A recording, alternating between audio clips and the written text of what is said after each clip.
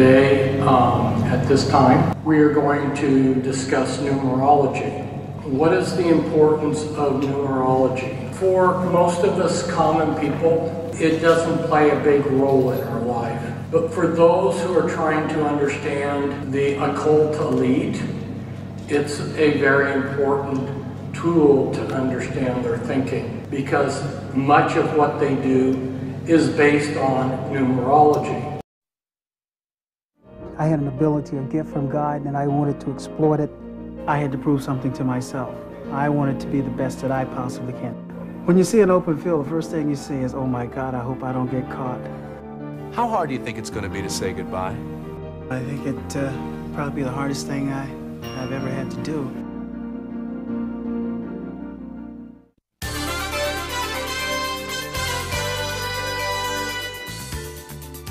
Good evening, everybody. I'm Roy Firestone, and this is an up-close special.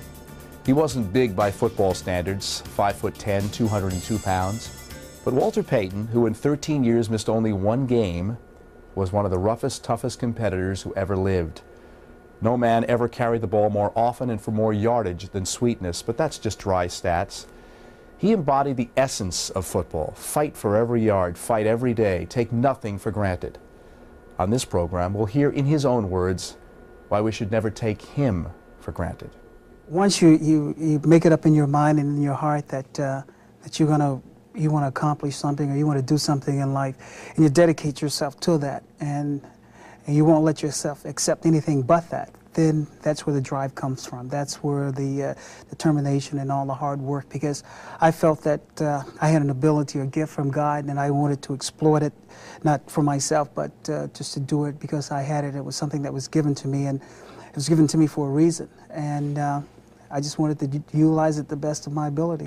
Last February, when Walter announced his illness, friends and colleagues found it difficult to comprehend that a man that tough, a man who'd overcome so much, might actually succumb to a rare disease.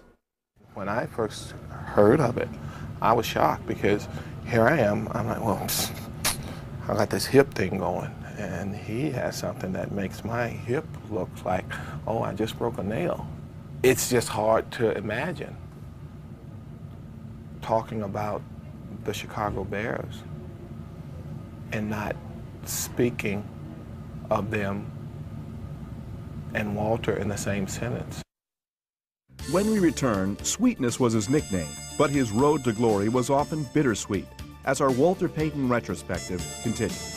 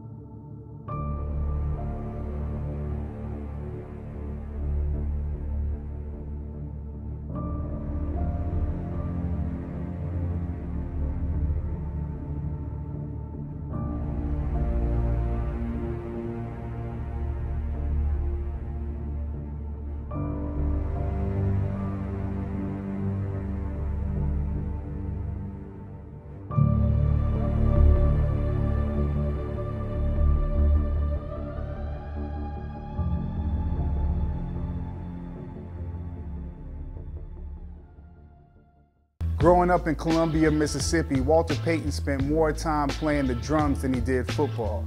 It wasn't until the 10th grade that Walter Payton followed his brother Eddie's footsteps in the backfield of Columbia High School.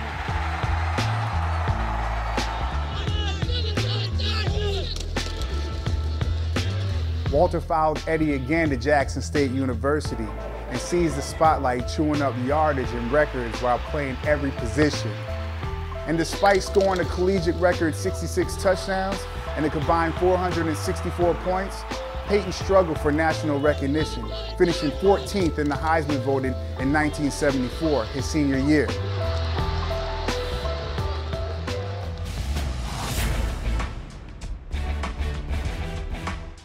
The Chicago Bears saw his potential, drafting Payton 4th overall in the 1975 NFL Draft. Known for his grueling fitness regimen, Payton quickly became one of the bright spots in the dismal Bears team that didn't win a single playoff game in his first 9 seasons. Walter Payton has just become the first man in the history of the National Football League to rush for 100 yards in 8 straight games. While Sweetness danced and stiff-armed his way to 6 1,000-yard seasons in his first 6 years, the team was only 46-46 during that time. In 1985, the 15-1 Bears steamrolled opponents on their way to Super Bowl 20. Walter Payton earned a Super Bowl ring and played for 2 more seasons.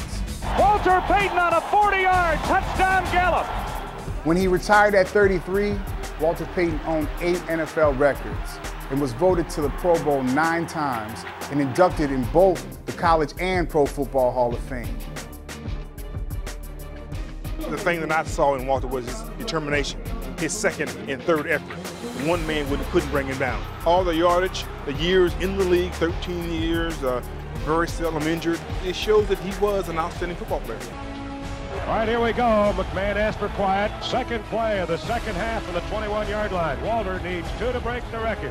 High formation, quick pitch to Walter, looking for the record, cuts back, he's got it, he's on it with a 25 to the 26-yard line. Walter Payton becomes the National Football League all-time leading rusher, surpassing Jim Brown, and that's the equivalent to Hank Aaron breaking Babe.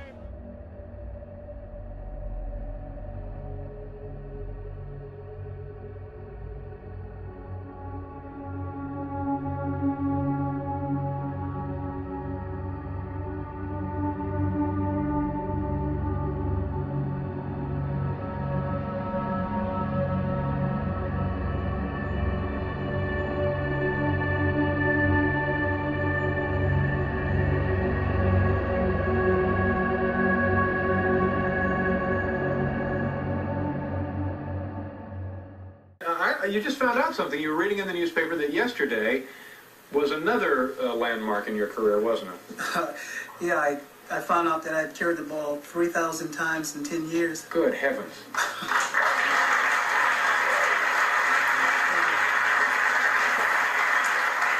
Now, what is the your current rushing yardage? You want to know the truth? Yeah. I don't know. You don't know? I know it's over 13,000. 13,000. And Jim Brown's record was what? 12,600 and something. Good heavens. Now, Eric Dickerson yesterday just broke Simpson's record this was for a single season rushing. Single season. I want to congratulate him on that because he's a tremendous athlete. Yeah. And I know it's... Now, do you know OJ at all? Yeah, I know him. Was he going to be steamed about this? Not at all. You know, it's a funny thing because now that I've passed Jim Brown and I'm in a position for my record to be broken, I can understand what he's going through, or what he went through, because no one, even though he carries on like he doesn't bother him anything, no one wants to be topped, and that's I guess that's a human characteristic. Number one thing for me right now, I'm chasing after Walter Payton. I want to get that record. I want to break it. I really do. But besides all that, even if I don't break it, I want to be remembered as a player that loved the game. How sweet they hope it is. He needs 13 to break it.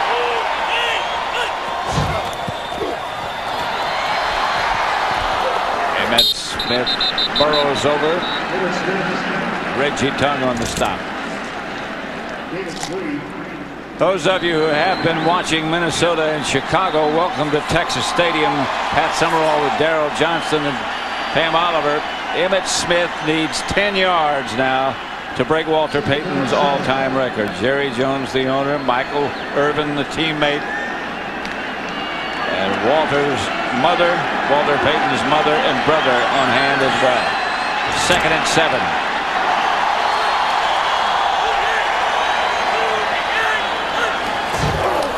Emmitt again. Almost broke it. Almost broke it for a touchdown, I mean.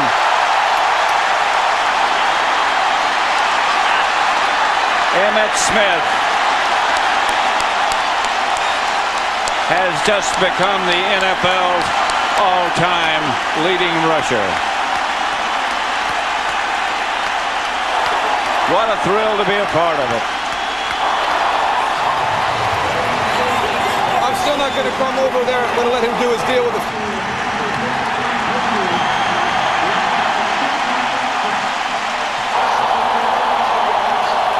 He gained 11. Darryl, how do you feel? It's unbelievable, Pat.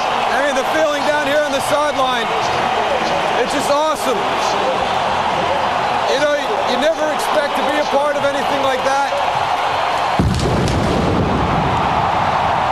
I'm so happy he did it here at Texas Stadium. These fans really deserve to be a part of this afternoon. And I'm sure Emmitt's happy that you're on hand, along with Michael Irvin.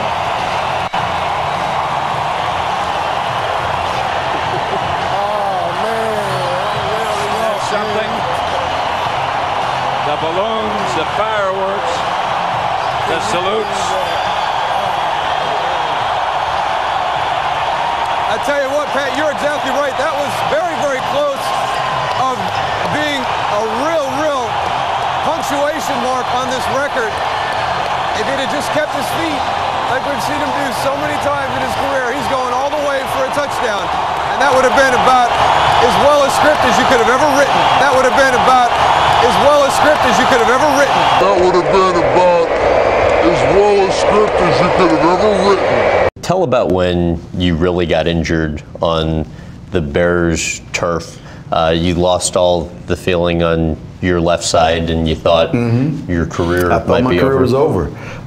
I mean, injuries do come, and I never thought I would get injured faking, and I never thought I would get injured faking.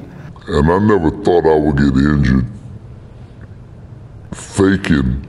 Like I had the football. And so we had a play down on the goal line where I tried to act like I had the ball and I was diving over the top.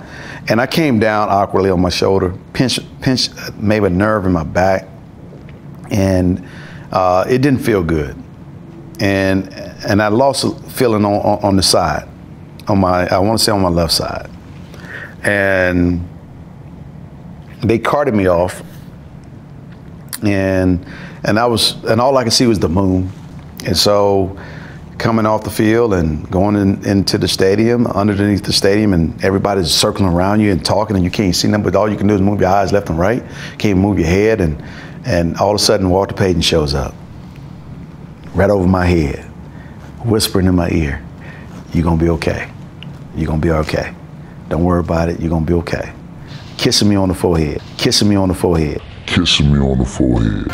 Hi, folks, and welcome to Sports Center in need of a retirement community, and it's not for us. With Bill Pito, I'm Steve Levy. First Jordan, then Gretzky, then Elway, now this, which, unlike the others, was completely unexpected. And we're not even talking about Dominik Hasek, not yet anyway. Instead of sweating in Saginaw at Lions training camp, Barry Sanders is vacationing in London, and as far as football is concerned, might as well be for good. Only one average Sanders season away from breaking the NFL's all-time rushing record, the 31-year-old today announced he is retiring from pro football after 10 seasons. The game's most elusive running back has his reasons, and apparently making more money is not among them. The statement now from Sanders, and it went like this: "My desire to exit the game is greater than my desire to remain in it. I have searched my heart through and through and feel comfortable with this decision." On the day before they report to training camp, the Detroit Lions found that the football's already gone flat on them. The first practice of the post-Barry Sanders era was conducted Wednesday in an atmosphere of disbelief that the running back who could become the NFL's career rushing leader has decided to retire from the only pro team for which he's played. The Titanic sank on the morning of April 15th, 1912. That's 4-1-5-1-9-1-2. 23. The Hiroshima bomb was dropped at 8:15. 8 plus 15 is 23. The Mayans said the end of the world would come in 2012. 20 plus 1 plus 2 equals 23. Go ahead.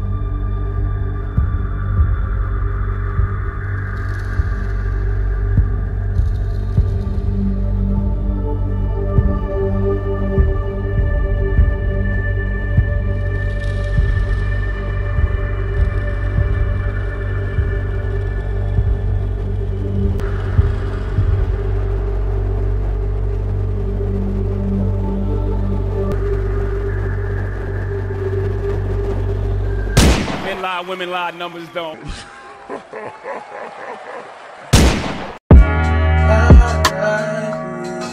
This just my testimony, this ain't no fake or phony. Sometimes you just gotta reflect on how you blessed. Sometimes you just gotta confess to get the stress off your chest. You died for my sins, I ain't deserve it. You died for my pain and all my hurt. You breaking every chain and all the curses. I'ma give you praise because you worthy. I was just a sinner, I was dirty. You freed me from my lust and my perversion. You put it all together like